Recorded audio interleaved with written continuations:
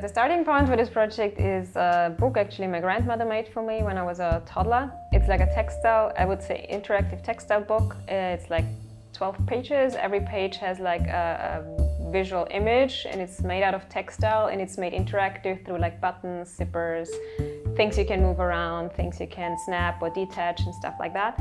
And I took that as a starting point to like move it 30 years forward sort of and see how the integration of electronic and computational technologies can make sense in the combination with this book. Like how the inclusion of electronics or program things can augment the storytelling, change the storytelling, make like for a different, other, maybe better experience. So I was working on basically this book that she made and like replicating this book to some degree, like also changing some aspects, but like quite closely focusing on the stories that she made, but trying to like include or augment them with some electronic interaction, some lights lighting up, some sounds being produced, some colors changing on interactions. Meow.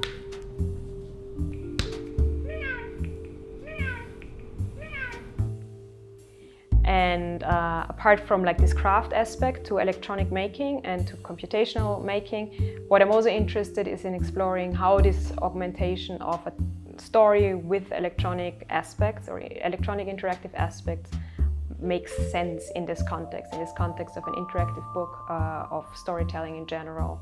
And for whom, like how do kids react to that? Does it make sense? Is it like a deeper, more beautiful, less beautiful, more complicated? Whatever story emerges from there.